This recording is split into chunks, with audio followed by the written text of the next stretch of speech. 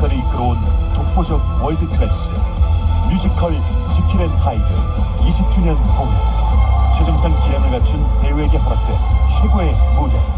신성로, 최재림, 김성철, 윤공주, 아이비, 리나, 최수진, 손지수, 이지혜. 완벽을 기한 프로덕션을 선보이다. 뮤지컬 지킬 앤 하이드 대전 6월 20일부터 29일까지 대전 예술의 전당 아트홀. 예매 인터파크 1544-1555 14세 이상 관람권. 본 공연은 TJB와 함께합니다. 국립한밭대학교 스마트시스템 경영공학과에서는 2025학년도 후기 석사과정과 박사과정 신입생을 6월 1일부터 7월 4일까지 모집합니다. 지원 자격은 6개월 이상 중소기업에 재직 중인 근로자며 근로소득세를 납부하는 전문 경영인인 기업 대표도 지원이 가능합니다. 이 과정은 산업체 재직자가 석사와 박사를 취득할 수 있는 과정으로 등록금의 65%와 40%가 국비로 지원되며 수업은 토요일에 이루어집니다. 이번 모집은 7월 4일까지며 자세한 사항은 국립한밭대학교 스마트시스템 경영공학과로 문의하시기 바랍니다. 홍혜진입니다. 디지털 스테이지에서는 AI 디지털 기술로 세계 여행을 할 수도 있고 우주 전사도 될 수 있죠. 하지만 누군가 범죄에 이용한다면 가상의 내가 범죄자도 가짜뉴스의 피해자도 될 수 있습니다. 모두가 누리는 기술, 지켜야 할 책임도 함께합니다. 95.5, 96.1MHz TJB 파워 FM입니다.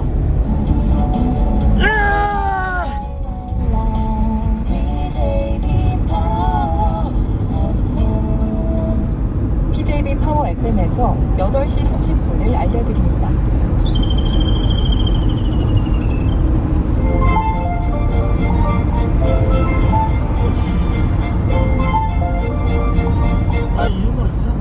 복이 되게 하시기를. 우리 사회도 지금 생각해보면 정의 소품이라는 선생님이 있습니다. 근데 유신체제 시절에 정치활동이나 집회, 언론의 자유를 억압했던 긴급조치법이라든지 공산주의 활동을 금지한다는 명목으로 1961년에 제정되어서 실제로는 민주화 운동을 억압했던 반공법 등이 대표적인 예라고 할 수 있겠습니다. 이처럼 법 자체가 정의롭지 못한 경우라면 그 법에 대해서 존경심을 가진 사람이 자칫 불의의 하수인으로 전락할 수도 있습니다. 법을 약 600m 앞 시속 80km 단속 구간입니다. 여기에 대해서 생각이 필요하네요. 그렇죠. 항상 좀 따져봐야 되는 문제예요. 그래서 서로는 이렇게 주장하고 있습니다. 우리는 먼저 인간이어야 하고 그 다음에 국민이어야 한다고 나는 생각한다. 법에 대한 존경심보다는 먼저 정의에 대한 존경심을 기르는 것이 바람직하다. 그러니까 서로 법에 대한 존경심을 가진 사람을 국민으로 묘사하고 있고요. 정의에 대한 존경심을 가진 사람을 인간으로 묘사하면서 서로 대비하고 있죠. 그래서 법에 충실한 국민이 되기 이전에 정의를 생각하는 인간이 되어야 한다라고 주장하고 있는 겁니다. 그래서 먼저 정의로운 인간이 된 후 약 200m 앞 버스 전용차로 단속 구간입니다. 서로의 입장입니다. 그래서 만약 법이 정의로운지를 고려하지 않고 한번 정해진 법정 따르려 한다면 자칫 불의의 하수인이 될 수도 있다라는 거죠. 근데 미국의 정치 철학자인 존 롤스도 자기의 주저인 정의론이란 제목의 약 600m 앞 시속 80km 고정형 이동식 단속 지점입니다. 아무리 효율적이고 정연하다 할지라도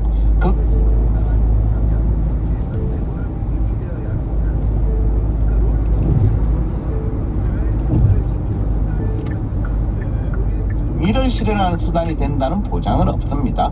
따라서 이 여부보다 중요한 건 그 법이 정의롭고 정당한지 여부입니다. 만약 정의롭지도 않고 정당하지도 못한 법이라면 당연히 개선하거나 폐기되어야 한다는 입장이죠. 그리고 한편 이제 우리가 사는 지금 대한민국이나 우리 사회를 정의로운 사회로 만들려면 정의에 대한 마음만으로는 부족합니다. 그러니까 당연히 정의로움에 대한 마음도 필요하지만 한 가지 더 필요한 게 있는데 혹시 뭔지 아시겠습니까? 한 가지가 더 필요하다고요? 예. 그러니까 그 정의라는 것 자체에 대해서 네. 그 일관되게 이건 정의다라는 동의가 있어야 될 것 같기도 하고. 동의나 합의. 예. 네. 뭐 그럴 수도 있죠. 그리고 그걸 이제 인정하고 지지하는 사람이 다수가 돼야 되죠. 네, 그것도 비슷합니다. 네. 철학자 파스칼이 팡세에서 이렇게 주장하고 있습니다. 정의와 약 5km 왼쪽 지하차도로 진입하세요. 정당한 것이 강해지거나 강한 것이 정당해져야 한다. 그러니까 파스칼이 보기에 정의로운 사회를 만들기 위해서는 정의감만으로는 부족합니다. 그러니까 정의감을 가진 사람이 힘까지 가져야 되는 거죠. 그러니까 힘이 없다면 정의감을 가져도 그 정의를 실현조차 할 수 없기 때문입니다. 네. 근데 이제 안타깝게도 우리가 사는 사회에는 정의로운 사람만 있는 건 아니잖아요. 그죠? 입으로는 정의를 외칠지 모르겠지만 뒤로는 불의나 편법을 동원하는 사람도 적지 않은 것 같습니다. 네. 또 불의한 사람이 권력을 쥐거나 큰 영향력을 행사하는 경우도 없다고 보기는 어렵죠. 따라서 정의와 약 600m 시속 80km 단속 구간입니다. 권력을 주거나 네. 힘을 가진 사람이 정당해져야 한다라는 게 힘이 없어. 네. 그럼 그 정의로운 세상을 실현하기가 어렵겠네. 맞습니다. 네. 프랑스 철학자인 데리다도 법의 힘이란 책에서 파스칼과 비슷한 내용은 다음과 같습니다. 들어보십시오. 힘 없는 정의는 무기력하다. 정의 없는 힘은 전제적이다.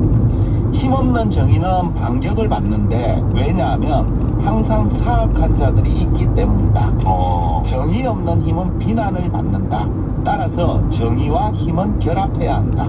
그리고 이를 위해서는 정당한 것이 강해지거나 강한 것이 정당해져야 한다. 그러니까 데리다도 정의와 힘은 결합되어야 한다는 입장이죠.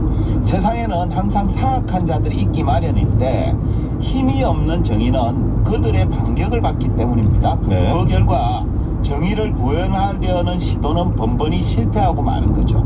반면에 정의롭지 못한 힘은 비난의 대상이 되어서 사회를 혼란스럽게 만들 뿐입니다.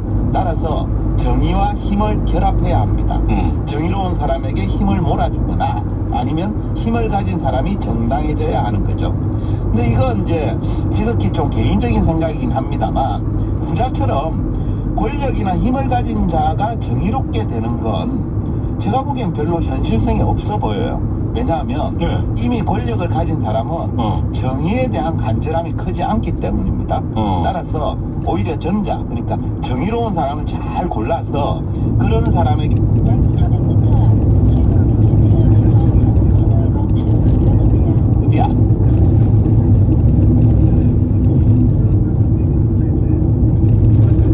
이를 지금 정의라고. 예, 사고 다발 지역입니다. 맞습니다. 뭐가 정의인가 여기에 대한 게 되게 좀 논란일 것 같습니다. 맞습니다. 정확한 지적입니다. 사실 우리가 정의로운 만들려고 하고 모든 사람이 정의롭게 살고자 해도 뭐가 약 400m 앞 시속 60km 과속 신호 위반 단속 구간입니다. 정이 그러하기 때문에 불가피한 측면이 있습니다. 프랑스 철학자 장링 낭시가 정의의 특성을 이렇게 설명하고 있습니다.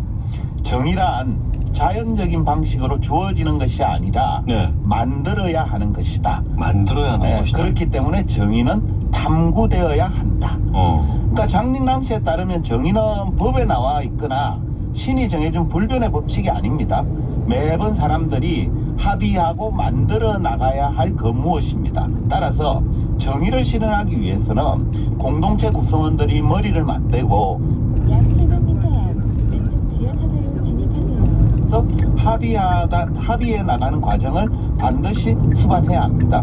그렇지 않으면 매번 한쪽에서는 정의라고 외치고 다른 쪽에서는 불의라고 외치는 과정이 약 400m 앞 시속 60km 과속 신호 위반 단속 구간입니다. 이어서 왼쪽 지하차도로 진입하세요.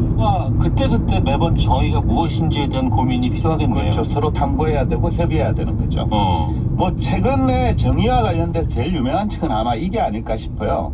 마이클 샌델 교수의 정의란 무엇인가라는 책인데 그 책에서 샌델 교수도 정의로운 사회를 만들기 위한 방법으로 이렇게 조언하고 있습니다. 한번 들어보십시오. 정의로운 사회는 단순히 공리를 극대화하거나 선택의 자유를 확보하는 것만으로는 만들 수 없다. 좋은 삶의 의미를 함께 고민하고 을에 생기기 마련인 이견을 기꺼이 받아들이는 문화를 가꾸어야 한다. 네. 그러니까 샌델 교수가 보기에도 정의란 단순한 선택의 문제가 아닙니다. 무엇이 좋은 삶인지에 대해서 함께 고민하면서 서로 간의 이견을 받아들이고 이를 합리적으로 조정하면서 합의하는 단계가 필요한데 이런 과정 자체가 바로 정의라는 입장입니다. 결국 정의란 고정된 상태도 아니고 양자택일의 문제도 아니죠. 그러니까 정의를 향해 나아가기 위해서는 서로 간의 의견을 교환하고 합의하고 만들어가는 과정입니다. 이런 관점에서 보자면 지금 우리 사회는 얼마나 정의로운지 이걸 좀 생각해보는 기회가 되었으면 합니다. 알겠습니다. 생활 속의 인문학 이호건 작가와 함께했습니다. 고맙습니다. 네, 감사합니다. 노래 듣겠습니다. 무한궤도가 부릅니다. 우리 앞에 생이 끝나갈 때.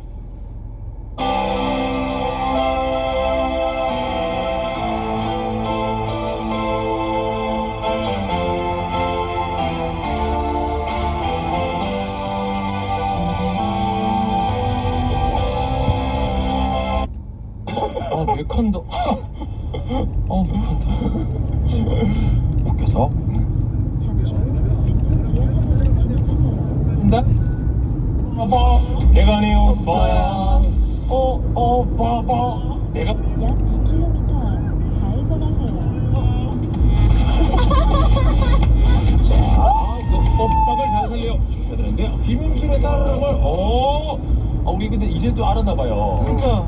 마야 여기 자, 김영철의 따르릉 희준이 맞추면서 확실하네. 예. 자, 오랜만에 또 승리를 하신 것 같은데요. 네. 2대1로 승리를 하셔서 축하드립니다. 점 한번 드리고요. 노래 듣고 옵니다. 그렇죠. 노래는 바로 가슴이 튀는 아프지 않으세요? 너무 세게 치는 것 같은데. 진심으로 합니다. 여러분. 김현자 선배님 아모르 파티. 산다는데 다 그런 거지. 누구나 빈손으로 소설 같은 한 편의 얘기들을 세상에 왔을까 그 대답을 찾기 위해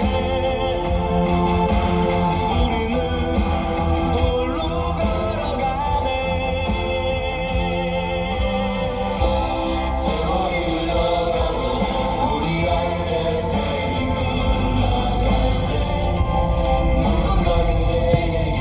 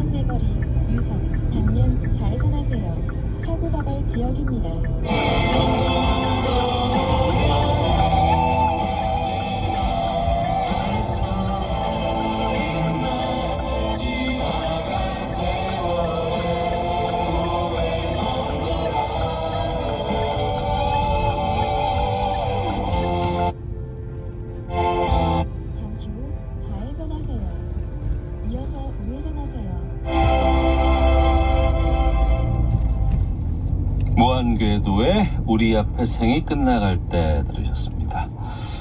자, 은퇴설교 오늘부터 약 400m 앞 우회전하세요. 오른쪽 차로를 이용하세요. 에 대해서 알아보겠습니다. 미래에셋 투자와 연금센터 오은미 팀장 나오셨습니다. 어서 오십시오. 네, 안녕하세요. 예. 연금 계좌에 우리가 이제 퇴직금도 넣는 데고 하고 또 세액공제 받는 돈도 넣고 이제 이렇게 해서 이제 운영을 하잖아요. 네. 근데 정작 이제 찾았을 때, 연금 받을 때, 네. 이때는 이 돈들을 어떻게 해야 되는지 이것까지는 생각해 본 적이 별로 없는 것 맞아요. 같아요. 다들 이렇게 축척하고 모으시는데 많이. 네. 받을 때가 제일 중요한데요. 그러려고 넣는 거거든요. 맞아요. 네. 우리가 연금계좌라고 하면 그냥 잠시 후 우회전하세요. 근데 사실은 여러 개의 바구니에 여러 개의 색깔을 가진 돈들이 들어가 있다고 생각하시면 조금 쉬울 것 같습니다. 네. 이게 어떤 분들은 그 색깔별로 다른 바구니에 넣는 분도 계시고 모든 종류의 노후 자금을 한 바구니에, 그러니까 한 계좌에 넣고 관리하시는 분들도 계시는데요. 네. 연금 계좌에 넣어둔 돈을 나중에 연금으로 찾아 쓰실 때는 그 돈들이 만약에 한 계좌에 있다면 그 종류별로, 그러니까 색깔별로 정해진 순서대로 출금되는 구조입니다. 그래서 이게 어떤 종류의 자금이 인출되느냐에 따라서 붙는 세금도 달라지기 때문에 전체 그림을 한 번에 보는 게 좀 필요한데요. 오늘은 그래서 연금 계좌 내에는 어떤 종류의 자금들이 들어있을지, 그리고 원천별로 세금이 어떻게 적용이 되는지, 아끼려면 어떤 전략들이 필요할지 한번 살펴보도록 하겠습니다. 아니 돈을 받는데 거기에 따라서 뭐 그 돈의 출처에 따라서 세금이 달라진다는 건 네네. 난 생각도 못 해봤는데 네네. 좀 구체적으로 좀 알려주세요. 알겠습니다. 일단 여러분 그 연금 계좌라고 하면 크게 IRP 연금저축 두 가지가 있고 그렇죠, 그건 알아요. 안에 들어갈 수 있는 혹 들어있는 자금은 총 4가지로 구분을 해볼 수가 있습니다. 예. 첫 번째는 회사를 퇴직하거나 이직할 때 받는 퇴직급여가 있고요. 퇴직금. 보통 그 퇴직급여는 55세 전이라면 IRP 계좌에 이체하게 되어 있습니다. 네. 그리고 두 번째로 연말에 이렇게 세액공제 받으시면서 열심히 납입하신 금액이 있잖아요. 그럼 미리 넣어놓는 거죠. 맞아요. 네. 그것도 있고 또 세 번째로는 세액공제는 못 받아도 내가 노후 준비 위해서 세액공제 한도를 초과해서 넣어놓은 금액이 있을 수 있습니다. 그러니까 연 900만 원 이상 초과해서 미리 그 이유 이상 넣어놓는 거. 맞습니다. 네, 세액공제 못 받아도 나는 노후 준비하겠다 해서 추가로 넣어놓은 금액이 있을 수 있고요. 그렇죠. 마지막으로 이 자금들이 이제 운용이 되면서 쌓이는 운용 수익이 있겠죠. ETF에다 넣었는데 거기서 이제 수익이 나고 붙고, 쌓이고 막 이런 거요. 네, 이렇게 4가지 종류로 연금 계좌에 쌓여있는 자금들을 구분해 볼 수 있는데요. 그 종류별로 같은 색깔이다 라고 생각을 해주시면 되고 이 중에서 두 번째와 네 번째, 그러니까 세액공제 받은 금액과 운용 수익은 어쨌거나 수익이잖아요. 이게 돈을 번 개념이니까 동일한 세금 체계를 적용받는다. 따라서 그냥 하나의 재원으로 보셔도 무방합니다. 그 연금 계좌 하나의 계좌가 있는데 거기에 네. 돈의 종류가 다양하고 네네. 그 이제 퇴직금을 넣어놓는 게 하나가 있을 거고 네. 그다음에 이제 그동안 내가 월급 받으면서 1년에 한 번씩 세액공제 받으려고 돈을 넣어놓는 거. 네, 맞습니다. 그 돈이 있고 네. 그리고 이제 그거 초과해서 돈을 더 미리 넣어놓는 거. 네네. 900만 원 이상에 넣어놓는 네. 돈. 그리고 나서 또 내가 갖고 있는 돈 넣어놓는 거에 대해서 이걸 그 ETF라든가 이런 걸 통해서 주식하고 연동해가지고 거기서 벌어들인 수익. 맞습니다. 지금 정리 너무 정확하게 해주셨는데 이렇게 듣고 보니까 그렇네, 내 계좌 안에 이렇게 이런 종류의 돈들이 섞여 있겠구나 라고 생각이 가능하시잖아요. 네. 중요한 게 연금 개시하시면, 그러니까 이 모든 자금을 한 계좌에서 관리하시다가 연금을 개시하면, 그러니까 연금을 개시한다는 건 연금을 받는다. 맞아요. 네. 55세 이후에 저 이 계좌에서 이제 연금 받을래요 네. 하시면 순서가 있습니다. 이 돈들이 빠져나오는 순서가 있는데 네. 첫 번째로 세액공제 받지 않은 금액이 먼저 빠지고요. 네. 그 다음에 두 번째로는 퇴직급여가 먼저 빠집니다. 그 다음에는 세액공제 받은 금액, 네. 운용 수익, 이 순서로 이제 인출이 되는데요. 왜 처음 알았네 이거. 네, 근데 이게 용어가 좀 길어가지고 입에 잘 안 붙으실 수도 있는데 어떤 유튜브를 보니까 세액공제 받지 않은 거를 뭐 안세공, 세액공제 받은 금액은 세공 이런 식으로 구분을 하기도 하더라고요. 근데 정리하면 이 계좌들이, 이 자금들이 한 계좌에 섞여 있다면 안세공, 세액공제 받지 않은 금액이 먼저 빠져나옵니다. 그것도 어려운데 또 다시. 하실 수 있습니다. 네. 알겠어요. 알겠어요. 그러니까. 네. 그러니까 연금 계좌 불입할 때 세액공제 한도가 있고 네. 그 한도를 넘겨서 넣은 돈이 세액공제 받지 않은 안세공인데 네. 네. 맞죠? 네. 그럼 이 돈이 먼저 빠진다? 네. 네. 그럼 세금은? 네, 왜냐하면 세액공제 받지 않은 거는 내가 넣을 때 받은 혜택이 없잖아요. 네. 그렇기 때문에 세금이 붙지 않습니다. 그렇기 때문에 55세 이후에 이제 이 자금을 좀 자유롭게 쓰실 수가 있는 거예요. 네네. 네네. 그 연금계좌는 그 운용 중 발생하는 이자 수익이나 투자 수익에 세금을 당장 떼지 않는 구조이기 때문에 노후자금 키우기에 좋은 절세 계좌잖아요. 네. 그렇기 때문에 세액공제 받지 않는데 굳이 세액공제 한도 이상 납입할 필요가 있나 생각하시는 분들도 계시겠지만 그 부분이에요. 네네. 다른 데다 투자를 하거나 할 수도 있는데 굳이 그 초과해서 넣는 이유가 궁금하거든요. 네, 제가 말씀드린 것처럼 연금계좌 안에 일단 넣으면 네. 일반 계좌였으면 매년 이자소득세, 배당소득세로 15.4%를 떼잖아요. 근데 그 떼었을 부분을 떼지 않고 그냥 연금계좌 안에서 계속 운용을 하시다가 나중에 세금을 밀어서 조금만 내는 혜택은 여전히 받을 수 있기 때문에 연금계좌 안에 세액공제 받는 한도 이상으로 납입하시는 분들도 꽤 계십니다. 네, 그래서 어차피 내가 본격적으로 노후자금 모으겠다 결심하셨으면 이렇게 연금계좌 내에서 세액공제 한도 이상 납입하셔가지고 네, 이렇게 자금 운용하시는 것도 좋은 방법입니다. 이게 막 은퇴하면 네. 너무 이렇게 건강하시고 그동안 열심히 일하셨으니까 여행도 다니면서 좀 쉬고 싶으신 분들이 많으실 텐데 그렇죠. 근데 이게 연금 수령 한도라는 게 있어서 네. 한꺼번에 막 많이 찾아 쓰실 수가 없으세요. 많이 찾아 쓰시더라도 좀 세금이 부담되기 때문에 이렇게 세액공제 받는 금액 이상으로 연금계좌 내에 넣어 놓으시면 나중에 이렇게 은퇴하신 후에 세금이 붙지 않는다고 말씀드렸기 때문에 네.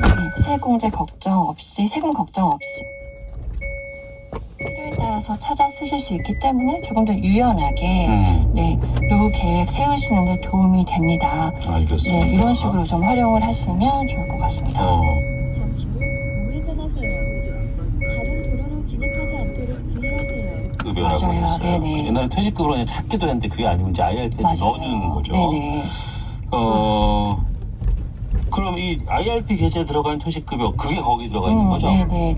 그 퇴직급여도 IRP 같은 연금계좌로 받게 되면 당장에 원래 내야 되는 퇴직소득세를 내지 않습니다. 네. 대신에 나중에 55세 이후에 찾았을 때 퇴직소득세의 70에서 60%에 해당하는 금액만 연금소득세를 내면 되는데 약 300m 앞 서대전 내거리 유선 단면 좌회전하세요. 뭐냐면 10년 이상에 나눠서 받아야 된다는 거예요. 네, 조금 구체적으로 설명을 드리면 연금 개시 후에 1년에서 10년까지는 잠시 후 좌회전하세요. 고요. 11년 차부터는 40%를 깎아줍니다. 이게 의외로 잘 모르셔가지고 혹 뭐 귀찮아서 퇴직급여를 이렇게 일시금으로 찾아 쓰시는 분들이 그러니까 연금으로 받을 수도 있고 우선 IRP 계좌에 다 들어가지만 퇴직금이 네네. 연금으로 찾았을 수도 있고 들어갔던 그 돈을 한꺼번에 해서 뺄 때도 있잖아요. 네네. 네. 하지만 이렇게 세금을 좀 아끼기 위해서는 연금으로 10년 이상에 걸쳐서 찾아 쓰시면 되고 특히나 11년 차부터는 세금을 40% 가까이 깎아주기 때문에 좀 길게 받으시면 좋을 것 같습니다.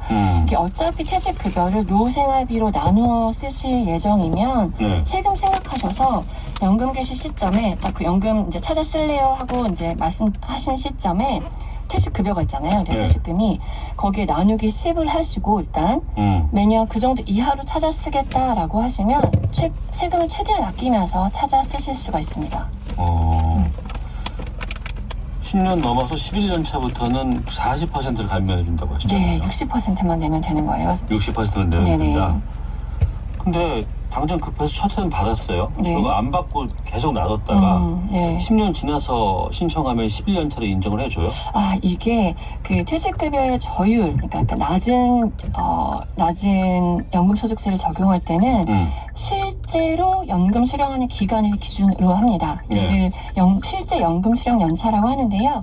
따라서 중간에 한 해라도 연금을 수령하지 않으면 그 애는 연금 수령 연차로 인정받을 수가 없습니다. 그래서 그래서 매년 최소한의 금액이라도 꾸준히 이렇게 받으시는 게 유리한데, 그 예를 들어서 말씀 주신 대로 첫 몇 년은 돈이 필요 없다고 이제 퇴직급여를 아예 찾아 쓰지 않다가 약 1km 앞 우회전하세요. 라고 하면 10년에 걸쳐 받지 않은 걸로 인정이 된다는 거예요. 그러니까 인출 순서가 안세공, 네. 세액공제 안 받은 돈이 먼저 빠진 다음에 그 다음부터는 이제 퇴직급여 네, 여기서 네. 빠져나간다고 맞아요. 했어요. 그러면은 내가 마음대로 뭐 그냥 약 700m 앞 우회전하세요. 제가 순서가 있다고 말씀드렸는데, 그럼 퇴직급여를 내 맘대로 사고 다발 지역입니다. 아니냐라고 말씀 주실 수 안세공에 있는데. 아예 없을 수도 있으니까. 맞아요. 네. 이 계좌가 하나라면, 그러니까 계좌 안에 모든 금액이 다 들어있다면 그렇겠지만, 만약에 퇴직급여만 별도의 계좌에 모아서 관리를 한다면 가능합니다. 그래서 뭔가 딴 계좌에 넣는다 그러면 네네, 퇴직급여만 네, 따로 이제 넣는 IRP 계좌를 만드시는 거예요. 추가로. 네네. 그래서 퇴직급여만 모아둔 IRP 계좌가 있다면 연금 이제 찾아 쓸 수 있는 나이가 되었을 때 일단 그 계좌에서 최소 금액가량 뭐 10,000원씩이라도 매년 인출하게 그냥 이렇게 설정을 해두시면 약 300m 앞 우회전하세요. 연금 수령 연차가 차게 되잖아요. 예. 내가 10,000원씩 뺐으더라도 뭐 2년, 3년, 4년 차게 될 거니까 이렇게 매년 인출하게 두시면 우리 집 주변을 도착하여 음성 안내를 종료합니다. 네, 40% 할인받을 수 있는 시점부터 이제 그때는 본격적으로 퇴직급여 이거를 노후생활비 재원으로 찾아 쓰시는 방법도 고려해 볼 수 있습니다. 좀 어려우시죠? 계속해 주세요. 네, 제가 이제 여러 차례 또 다시 설명을 드릴 거기 때문에 따라와 주시면 될 것 같고, 퇴직급여는 별도의 IRP에 관리를 하는 게 유리할 수 있겠다, 이렇게 한번 생각을 해주시면 될 것 같습니다. 네. 그러면 퇴직급여를 다 빼쓰고 남은 그 다음은요? 네, 그리고 나면 이제 세금? 네, 맞습니다. 드디어 이제 세액공제 받은 금액과 운용수익을 찾아 쓰실 차례예요. 네. 혹 아니면 세액공제 받은 납입액과 운용수익만 담겨있는 계좌가 있다고 할 때 이렇게 관리하시는 분들도 계시니까 이때 연금을 인출하게 되면 1,500이라는 숫자를 꼭 기억하시면 됩니다. 뭘 기억하라는 게 맞아요. 1,500은 뭐예요? 또? 네, 세액공제 받은 금액이랑 운용수익의 경우에는 1,500만 원 이하까지는 연금소득세, 그러니까 5.5%에서 3.3% 이렇게 낮은 분리과세를 적용을 받으실 수 있으세요. 이게 꽤 여유롭게 보이지만 한 달로 나누면 125만 원 정도가 되거든요. 그렇기 때문에, 그러니까 물론 국민연금이나 다른 연금을 함께 수령한다는 전제하에 한도를 잡아준 거지만, 반드시 기억하실 게 세액공제 받은 납입액과 운용수익의 경우는 1,500만 원 한도를 1원이라도 넘겨서 인출을 하시면 그 초과분뿐 아니라 그의 연금계좌에서 인출한 모든 금액에 대해서 종합과세가 되거나 16.5% 고율의 분리과세가 적용이 됩니다. 연금소득세 혜택을 아예 잃어버리게 되는 만큼 이 1,500만 원 한도 기억해 주시면 내가 좋을 머리가 것 나쁜 거야. 같습니다. 이게 지금 소가 안 들어와. 정리 제가- 한번 해볼게요. 네네. 연금 계좌에 들어있는 돈은 이제 4개의 종류가 있는데 네네. 그게 한 계좌에 들어있을 경우에 인출 순서가 네. 세액공제 받지 않은 돈 안세공, 네. 그 다음이 퇴직급여, 네. 그 다음에 세액공제 받은 돈, 네. 그 운영수익 이렇게 순으로 나온다. 네, 맞고 뭔지 아직 안 됐는데 1,500이라는 숫자는 꼭 기억해놔라. 받을 때 네. 여기까지만 하면 되는 거예요. 네, 다시 한번 내가 나중에 어. 정리를 잘 한번 해드릴 수.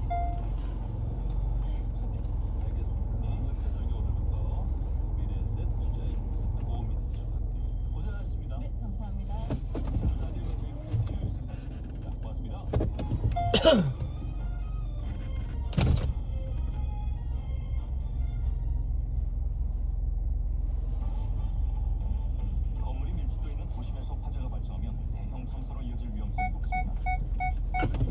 먼저 저 알리면서 화재 경보 비상벨을 누릅니다.